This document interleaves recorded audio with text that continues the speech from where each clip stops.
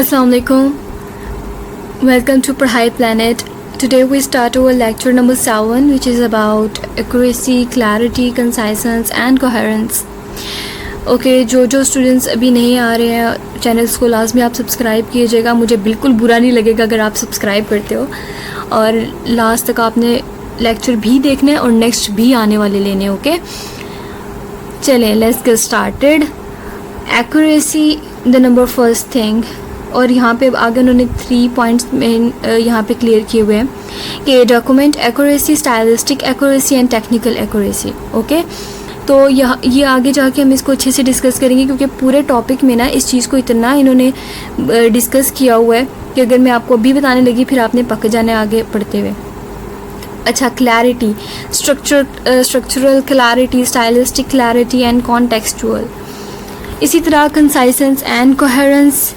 अब यहाँ पर इन्होंने फर्स्टली सब कुछ बेसिक डिस्कस किया हुआ है, और ये जो आ रहा है आगे एग्जाम्प्लिफिकेशन, एनालिसिस, कंपैरिजन, कंट्रास्ट, ये सो ऑन, ये आगे जाके हमने इसको डिटेल में पढ़ना है. ओके, तो सबसे पहले हम कैरेक्टरिस्टिक्स पढ़ लेते हैं कि कौन कौन से कैरेक्टरिस्टिक हैं टेक्निकल कम्युनिकेशन के लिए. Accurate, clear, concise, coherent, appropriate. अब इनको पढ़ने से ही अंदाज़ा हो रहा है कि एक टेक्निकल कम्युनिकेशन को किस किस तरह से किस लिहाज से परफेक्ट होना चाहिए कि वो बिल्कुल सही हो, वाजे हो. एक्यूरेट का मतलब होता है कि आपने हक़ाइक़ को और उनके जो फैक्ट्स हैं और उनका जो ट्रूथ है उसको बहुत अच्छे से पोर्ट्रे किया हुआ है. फिर क्लियर का मतलब होता है कि कोई भी चीज़ आपने बहुत ज़्यादा क्रिस्टल क्लियर की हुई है, लाइक बहुत ज़्यादा वाजे है. फिर कंसाइज का मतलब होता है कि आपने एक छोटी बात की है लेकिन आपने कंप्लीट बात की है. ओके, लास्ट में आ जाता है एप्रोप्रिएट से मुराद है कि आपने हर चीज़ को बहुत अच्छे अंदाज में और एक अलाइन वे में बताया है.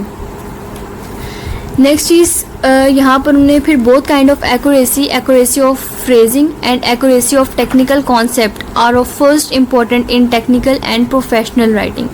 ठीक है, यहाँ पर दो चीज़ें इन्होंने बताई हुई हैं कि फ्रेजिंग और एक्यूरेसी ऑफ टेक्निकल कॉन्सेप्ट, ये बहुत ज़्यादा इम्पॉर्टेंट रखते हैं किसी भी प्रोफेशनल राइटिंग में. एक्यूरेसी अगेन इन्होंने फिर डिस्कस किया हुआ है, लेकिन हम इसको अगेन नहीं करेंगे क्योंकि बार बार इसमें उन्होंने ये बताया कि डॉक्यूमेंट एक्यूरेसी को से क्या मुराद हो सकता है कि आपने अपने टॉपिक की कवरेज कैसे की हुई है, कि आपने उसमें सारे टॉपिक्स क्लियर किए हैं या सारे पॉइंट्स को क्लियर किया है या नहीं. ऑब्वियसली जो हम चीज़ें डिस्कस करें वो सारी ही इम्पॉर्टेंट हैं, क्योंकि थोड़ी थोड़ी चीज़ें मिलके ही एक कंप्लीट फॉर्म बनती है. स्टाइलिस्टिक मतलब आपने खिचड़ी तो नहीं बना दिया, आपने हर चीज़ को सही किया है या नहीं किया है, तो ये चीज़ बहुत ज़्यादा मैटर करती है. स्टाइलिस्टिक में हर चीज़ आ जाती है, लाइक आपने पॉइंट्स में बुलेट्स बना के लिखा हुआ है या आपने बिल्कुल गचोल मार दिया है. ये चीज़ें बहुत ज़्यादा आपके काम आती हैं. टेक्निकल एक्यूरेसी इसमें स्टाइलिस्टिक एक्यूरेसी भी बहुत हद तक आ जाती है, लेकिन कम्प्लीटली नहीं, क्योंकि आपने हर चीज़ को देखना होता है कि अब आप ऊपर कह रहे हैं कि you are a good communicator, और नीचे आप कह रहे हो कि you are fair about the public speaking. अब आप एक जगह कह रहे हो कि आप अच्छे कम्युनिकेटर हो, लाइक आप बहुत अच्छे से बातचीत कर सकते हो, लेकिन आप नीचे कह रहे हो कि आपको पब्लिक स्पीकिंग फेयर है, तो दोनों चीज़ें आप इसमें मैच तो नहीं कर रही है ना. तो आपने ये चीज़ का ख्याल रखना है. What is clarity and why it is important. Clarity, किसी चीज़ में ना अगर वो वाज़े नहीं हो रही है तो उसका कोई फ़ायदा नहीं है. लेट्स सपोज आप एक डॉक्यूमेंट रेडी कर रहे हो, आप एक अपनी प्रेजेंटेशन रेडी कर रहे हो, लेकिन आपको ही नहीं पता कि आपने उसमें लिखा क्या है या वो क्यों है, तो ये चीज़ का होना भी बहुत ज़रूरी है. स्ट्रक्चरल क्लैरिटी, ये देखें स्ट्रक्चरल क्लैरिटी आ जाती है स्टाइलिस्टिक में भी, क्योंकि आपने किस तरह से अपने चीज़ को दिखाया है, पोर्ट्रे किया है, ये भी बहुत ज़्यादा एक अहमियत रखता है. फिर स्टाइलिस्टिक क्लैरिटी, ये आपको अच्छे से मालूम हो गया है. Conciseness is a main point which is about that the topic is too much, topic not, the scenario is too much short but complete. जैसे कि लेट्स सपोज मैंने आपसे कहा कि आपका दिन कैसा गुजरा, तो आपने कहा बहुत अच्छा, बात ख़त्म हो गई, छोटी भी थी और ख़त्म भी हो गई। लेकिन अब मैं ये बात किसी दूसरे से पर्सन से पूछूं कि आपका दिन कैसा गुजरा, वो कह रहा है पहले ये हो गया था, फिर वो हो गया था, फिर ये हो गया था, तो मुझे आज का दिन अच्छा नहीं लगा। अब उससे मैंने एक्सप्लेनेशन तो नहीं मांगी थी, लेकिन उसने दिया, तो उसने ओवर एक्सप्लेन कर दिया। तो मेरे लिए कंसाइसेंस को क्या मैं डिराइव करूँगी कि उसने जब कहा कि अच्छा था तो बात ख़त्म भी हो गई और कंप्लीट भी थी, तो इसको हम कंसाइसेंस कहते हैं कि ज़्यादा तमहीद नहीं बांधना, छोटी बात और मुकम्मल बात कहना। Coherence and why it is important. तो कोहेरेंस से मुराद ये होता है कि आप कोई रेलिवेंट और बिल्कुल लॉजिकल बात करें। ऐसा नहीं है कि आप डींगे मार रहे हो, आधी बात और करें, आधी बात और करें, आधी बात और करें। No, it is about the logical things, कि आपने एक लॉजिकल बात की है जो समझ अगले बंदे को भी आ रही है और आपको भी समझ आ रही है कि आपने क्या कहा है। उसके बाद यहाँ पे paragraph development strategies to develop coherent paragraphs. Coherent आपको मैंने ऊपर अच्छे से बताया कि क्या होता है, कि आपने हर चीज़ को लॉजिकली यहाँ पे बयान करना होता है। इसी तरह यहाँ पे आ जाता है एग्जाम्पलीफिकेशन। एग्जाम्पलीफिकेशन में आपको ये बताया जा रहा होता है कि आप किस तरह से एग्जाम्पल के थ्रू अपनी चीज़ों को बयान कर सकते हो। फिर एनालिसिस। ओके, सबसे पहले फिर हम इन्यूमरेशन को देख लेते हैं कि व्हाट इज़ द इन्यूमरेशन। आपने देखा होगा कि एक चीज़ अगर बुलेट्स में, पॉइंट्स में लिखी होती है तो वो बहुत ज़्यादा अट्रैक्टिव होती है, उसको पढ़ने का भी दिल करता है, आपको अच्छा लग रहा होता है उसको, उससे पढ़ना भी ठीक हो गया। तो इसको हम कहते हैं इन्यूमरेशन, कि आप हर चीज़ को बहुत ज़्यादा अलाइन करके लिख रहे हो, बहुत ज़्यादा इसको पॉइंट्स में, बुलेट्स में लिख रहे हो, ताकि हर चीज़ हमें अच्छे से नज़र आ जाए और हमें पढ़ने में आसानी हो।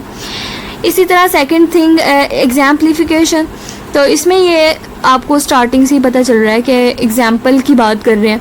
तो आपने अगर किसी चीज़ को बहुत ज़्यादा मिसाल देकर समझाया तो इसको हम, इस टर्म को कहेंगे exemplification. And the third thing is comparison and contrast. अब क्या होता है, आपके पास दो चीज़ें होती है ना, इधर गुड और इधर बैड, इधर वीक और इधर स्ट्रॉन्ग।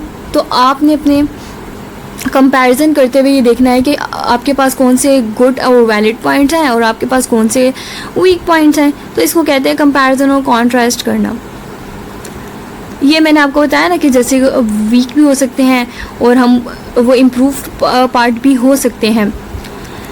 अच्छा, यहाँ पे अगर हमने कुछ नहीं डिस्कस किया तो वो था एनालिसिस। एनालिसिस का मतलब होता है आप हर चीज़ को छोटे छोटे चंक्स में, छोटे छोटे पार्ट्स में डिवाइड करके उसको रीड आउट करते हो, उसको देखते हो, उसको ऑब्जर्व करते हो। डेफिनेशन, किसी चीज़ को बहुत ज़्यादा अच्छे से एक्सप्लेन कर देना, लेकिन ओवर एक्सप्लेन नहीं करना, जस्ट आपने उसको थोड़ा सा बता देना है कि इसका मतलब ये है, बात ख़त्म। न्यूमरेशन आपको पता चल गया है। डिस्क्रिप्शन में क्या करते हो, आप चीज़ को एक्सप्लेन करते हो। It is not like defining the thing, it is like little bit explanation about the things. तो अगर आपसे पूछ लेना कोई बारिश कैसे होती है, तो आप कहते हो कि